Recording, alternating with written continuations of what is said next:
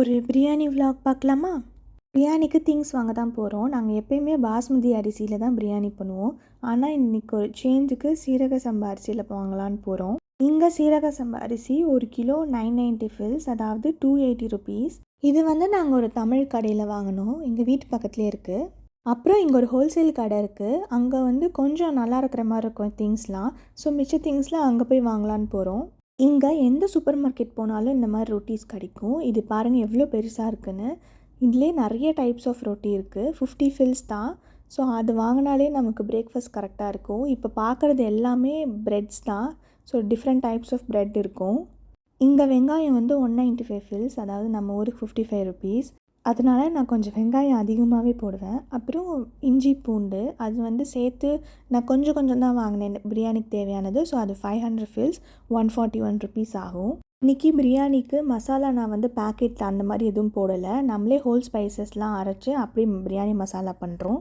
நான் அப்புறம் இன்றைக்கி பன்னீர் பிரியாணி தான் பண்ண போகிறேன். சிக்கன் வாங்கலான்னு போனோம். இங்கே வந்து ஹோல் சிக்கன் வெயிட் போட்டு அதுதான் கொடுப்பாங்க. எங்களுக்கு கிடைச்ச சிக்கன் எல்லாமே ரொம்ப வெயிட் ஜாஸ்தியாக இருந்துச்சு. ஸோ நாங்கள் சிக்கன் வேண்டாம், வேஸ்ட் ஆகிடும். ஸோ அதனால் பன்னீருக்கே போயிடலான்னு நாங்கள் போனோம். பன்னீர் வந்து 690 ஃபில்ஸ், 195. ஆல்மோஸ்ட் நம்ம ஊரில் உள்ள ரேட்டே தான் இங்கேயும் வரும். லைட்டாக பன்னீரை வந்து எண்ணெயில் ஃப்ரை பண்ணி எடுத்தால் அது பிரியாணிக்கு போடும் போது அதுக்கு தண்ணி கொதிக்கும் போது கொஞ்சம் கரையாமல் இருக்கும். முன்னாடிலாம் அவ்வளோவா பிரியாணி செய்ய தெரியாது. இப்போ கொஞ்சம் கொஞ்சம் பண்ணி இம்ப்ரூவ் ஆகிடுச்சு.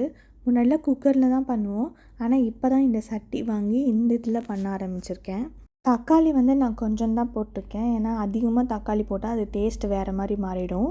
இங்கே புதினா மல்லித்தழை கட்டு எப்போயுமே 75 ஃபில்ஸ் தான். நம்ம காசுக்கு ஒரு 20-21 ருபீஸ் வரும்.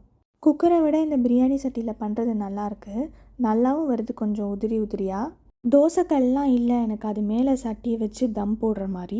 நான் ஜஸ்ட்டு மூடி வச்சே தான் தம் போட்டிருக்கேன், ஆனால் அதுவும் நல்லா தான் வந்துச்சு. இந்த நெய் வந்து 200 ml வந்து ஒரு 150 ருபீஸ் கிட்ட வரும். இதெல்லாம் பண்ணி அந்த மூடி ஓப்பன் பண்ணும் போதே வீடே செம்ம வாசம். அண்ட் எப்படா சாப்பிட போகிறோன்னு ரொம்ப டெம்டிங்காக இருந்துச்சு. இந்த பிரியாணி கூட பொட்டேட்டோ சிப்ஸும் ரைத்தாவும் சாப்பிட்டோம். இதுக்கு ஓவரால் எவ்வளோ காசு ஆச்சுன்னா நம்ம காசுக்கு ஒரு 1000 ருபீஸ் ஆயிருக்கும். ஆனால் குவான்டிட்டி அதிகம். நாங்கள் நெக்ஸ்ட் டேவும் சூடு பண்ணி வச்சு சாப்பிட்டோம். இதுவே கடையில் வாங்கியிருந்தால் ஒரு 4 kg போயிருக்கும்.